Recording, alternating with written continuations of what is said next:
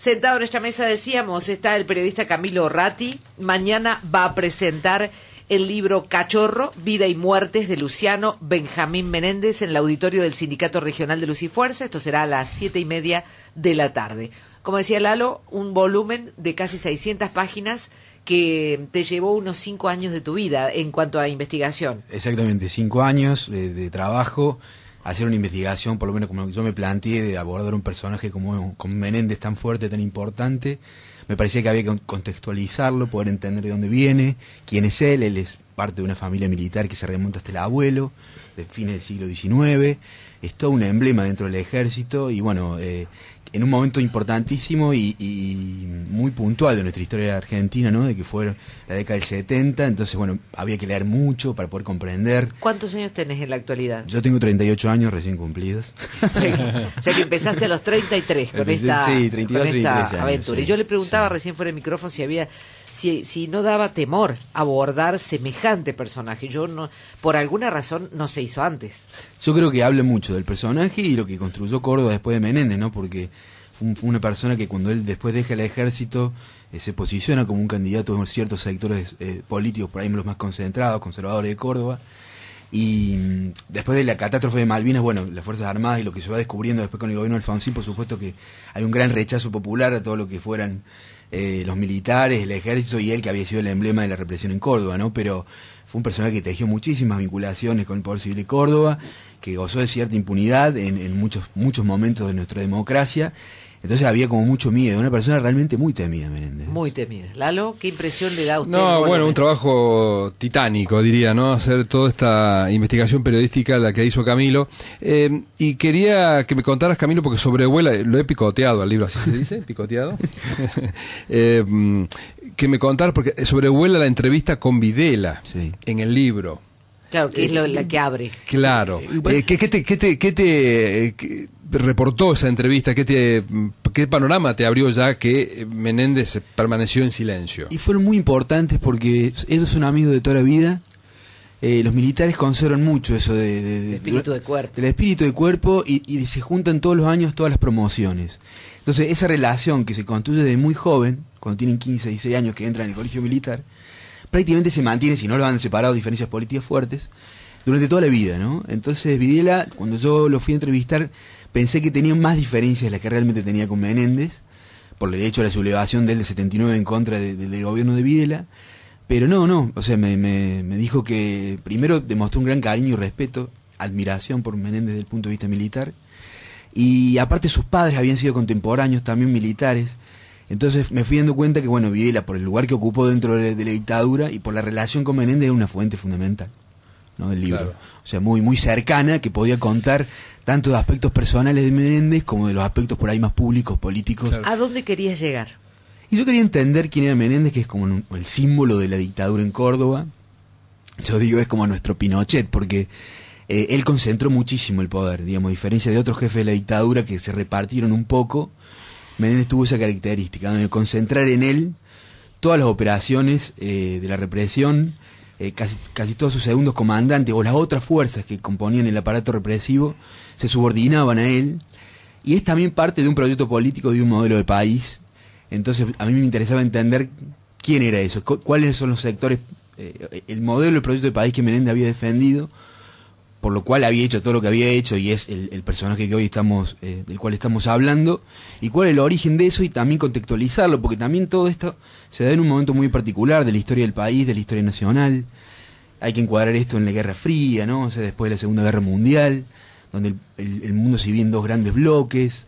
Eso se posiciona claramente en uno de ellos, que es el mundo occidental, capitalista y cristiano, donde también hay una lucha, digamos, revolucionaria a nivel mundial, donde aparece Cuba, donde hay toda una serie de procesos de liberación en África, en todo lo que se considera como el tercer mundo, en América Latina, en la Argentina, en Córdoba en particular, porque digamos, la provincia de Córdoba ocupa un lugar central en todo ese proceso así previo, revolucionario, de gran organización popular.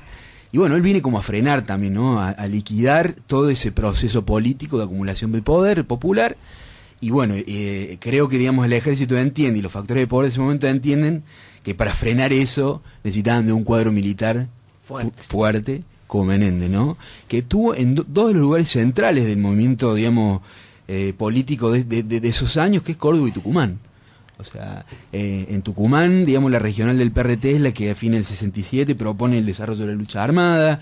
En Tucumán es donde Ler va a construir la compañía de monte de Ramón Rosa Jiménez, que es la única compañía de guerrilla rural en serio que hubo en el siglo XX en la Argentina. Tiene un componente muy ahí con todo el tema de los ingenios muy fuerte, de luchas sociales, de luchas populares. Y Córdoba con todo el desarrollo de la industria automotriz, el sindicato clásico y combativo, el cordobazo, que es la punta de lanza de todo lo que viene en la década del 70, ¿no? Que habla, digamos, de un contexto de mucha ebullición, de mucha lucha, de disputa de poder, ¿no? De puesta en juego de todo lo que es el sistema capitalista, de la discusión de la construcción de la patria socialista, del socialismo, el socialismo nacional, los montoneros, pero bueno, que son por ahí las cabezas de todo un movimiento político muy fuerte que pone en cuestión distintos tipos de como ideas fundamentales de lo que era el poder hasta ese momento, y que bueno, va teniendo en Menéndez y en todos los compañeros de él, Videla y todos los que llegan a tomar el poder, básicamente son generales militares, son jefes militares, no son militares que habían participado de política, pero también se explica por toda esta situación de violencia política que vive la Argentina y el continente. Entonces va haciendo también, ellos son un poco también hijos de esas circunstancias que bueno, los van poniendo en determinados lugares y van ascendiendo en el ejército hasta llegar al poder acá en Córdoba. Menéndez llega en mayo del 75, en un clima de violencia absoluta generalizada. Ustedes son un poco más grandes y posiblemente lo hayan vivido, ¿no? Claro. Entonces, ahora, y desde el punto de vista militar, podríamos decir, Menéndez sale victorioso de la lucha contra la subversión. Sí. Victorioso quiere decir, no hablemos digamos de los métodos que usó, pero en definitiva sale victorioso porque, digamos, aniquila la subversión en su radio de acción. Ahora, políticamente nunca pudo construir nada Menéndez, como si intentaron otros militares. De hecho, Videla, por decir de alguna manera, digamos, trató de o Macera mismo trataron de armar alguna salida, bueno, es lo que civil. Decía, la guerra de Malvinas también le cortó bastante. Claro. La guerra de Malvinas es fundamental, claro, porque digamos eso los lleva a tener un grandísimo descrédito social. Claro. Pero lo que apunta Lalo, y que a mí también me interesaba, y yo lo abordo bastante en el libro, y sobre todo con Videla, que es una fuente fundamental, de por qué la dictadura es incapaz de construir su proyecto político que le garantice la impunidad que después va a tener, por ejemplo, Pinochet, sí, o las dictaduras, los sectores militares del resto de los países latinoamericanos, sudamericanos sobre todo, que también estaban manejados por dictaduras. Y el único país donde se hace un proceso de enjuiciamiento el terrorismo de Estado en Argentina, en el 84-85 con el gobierno de Alfonsín, y después en el 2004 en esta última etapa, que finalmente los termina condenando a Menéndez y a varios de los jerarcas de la dictadura. Y es interesante la pregunta que dice Lalo, porque Menéndez es uno de los que, prácticamente uno de los principales responsables de abortar en la construcción de ese proyecto político, que el sector de Videla viola junto a los civiles que trabajaban en su equipo político, después del 78, una vez aniquilada toda cualquier resistencia a la dictadura, armada y desarmada, porque la dictadura fue mucho más allá de las organizaciones armadas, empiezan a despensar y a diseñar un proyecto político, y es Menéndez el que uno de los principales que se opone a la apertura, esa apertura gradual del régimen como planteaba. Él planteaba como que, digamos, todavía la sociedad no había sido domesticada, influenciada por la visión que él tenía, no creía en los partidos políticos, hablaba de políticos de pacotilla. Como fundamentalista a su modo, fundamentalista, ¿no? Digamos, alguien se pone por encima, siempre, Menéndez se pone por encima del resto de los mortales, inclusive por sus propios compañeros. Entonces es como una especie de cruzado él, claro, que se pone por encima de todo y no confía en nadie. ¿Llegaste a hablar con él? No llegamos a hablar con él. Yo tuve dos charlas telefónicas en las que le conté que estaba haciendo un trabajo sobre él, y al principio me dijo que no, porque estaban empezando los juicios y que prefería no hablar, aunque se mostraba como abierto, ¿no? Pero que los abogados no lo dejaban hablar. Y después el último intento lo hice a través de su hijo menor, que es el que vive ahí en la casa de Bajo Palermo, cuando él ya fue condenado, y me mandó una carta, puño y letra, agradecimiento de la paciencia y la perseverancia, pero que no me iba a dar una entrevista. ¿Cuál es tu visión de eso? O sea, del por qué no quiere hablar él, y sí hablaste con el hijo, ¿por qué siempre repite la misma cantinela cada vez que tiene que hablar en los juicios y no quiere hablar en un libro, en un reportaje? Porque se niega, mi impresión es que él se niega a debatir sobre no solamente su accionar en la lucha subversiva, sino a debatir la historia argentina, digamos, porque digamos las organizaciones de ese momento que se opusieron a él proponen una lucha política, digamos, y también una revisión de la historia que Menéndez y el ejército construyen sobre la historia oficial argentina. Me parece que digamos su negativa a dar una entrevista, no le ha dado entrevistas prácticamente a casi nadie, habla de la amplitud mental de él, ¿no? O sea, de un cuadro militar que se niega, digamos, siquiera a entregarse a siquiera un debate o a polemizar sobre cualquier aspecto de lo que él hizo, ¿no? Pero o sea, tampoco... ¿Será porque no quiere a lo mejor quebrar alguna cuestión que tenga que ver con un pacto de sangre? Porque digo, no puede ser que él no sepa, primero, la cacería humana que se desató, dónde están los chicos entregados en adopción o robados al... Sabe todo. Digo, ¿no? Absolutamente todo. Yo creo que él... Si es profundamente cristiano, digo, en algún momento tendrá que hablar. Y bueno, lo que pasa es que es un caso particular, ¿no? Porque, digamos, los militares argentinos que se reconocen profundamente católicos han traspasado también hasta los límites de su propia religión. Claro. Digamos, el hecho de ni siquiera de dar a conocer dónde están los cuerpos de quienes fueron sus enemigos, más allá de que puedan cuestionar o no si tenían razón o si están convencidos de determinada ideología, es directamente violar un rito de su propia religión, digamos, negarle la posibilidad a un familiar de que entierre sus muertos. Que entierre sus muertos. Digamos, estamos yendo violando todo tipo de condiciones humanas, de religión, de cultura, digamos, me milenaria. llama la atención que en ningún momento ni te asustó, ni te amilanó, ni te amenazó. También entrará un poco de ego, como decir, ya también hay libros sobre mi persona. Habrá un costado así un poco más, no digo frívolo, pero sí de su propio ego militar. Yo hasta pensé, mira, vos lo que me estás diciendo está bueno. Yo pensé que hasta él, por el hecho de decir, bueno, hay alguien que quiere escribir sobre lo que yo hice y fui, independientemente de la posición que yo vaya a tener, pensé que iba como a generarle cierto interés. Por ejemplo, fue el interés que mostró Videla. Videla se mostró interesado de que viniera alguien que no había vivido esos años. Y bueno, y le preguntara cómo veía él la situación, cómo analizaba lo que había sido su paso por el poder.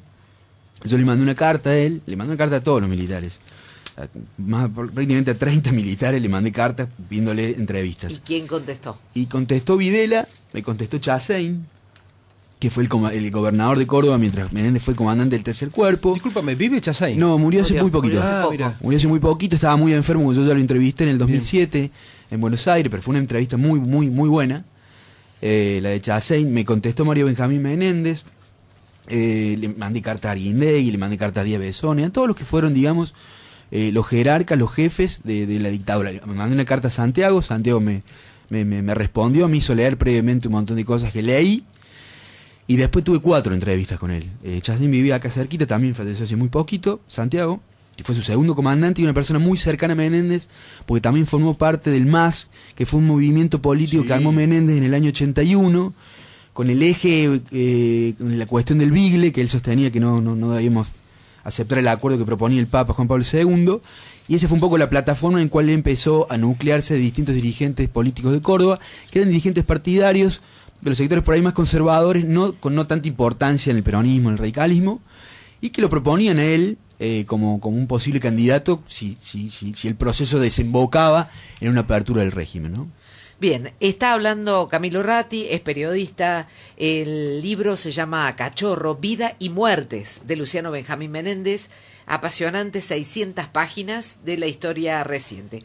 Felicitaciones por el trabajo, ojalá venga muy bien. Bueno, la edición del libro que te ha hecho Raíz de Dos es un libro que seguramente va a despertar mucho interés, me imagino, Camilo, a nivel nacional, porque no se ha abordado este tema. Y Menéndez es parte de la corte de generales que formaba parte del gabinete que decidía la política del país. Una vez al mes se reunían todos los generales de generalato Y él era una voz súper importante y decisiva, no solamente en el aspecto militar, sino también en la política. Como yo recién decía, él se opuso a esa apertura del régimen, después empezó a criticar el proyecto de Martínez de Oz. Esos son los otros puntos fundamentales que lo van distanciando de Videla Viola. Los dos puntos, ¿no? La guerra con Chile que él promueve y que Videla y el Vaticano evitan, por suerte, en la Navidad del 78, y después sus críticas a lo que él empieza a ver como un fracaso político y económico de la dictadura, que es el proyecto de Martínez de Oz.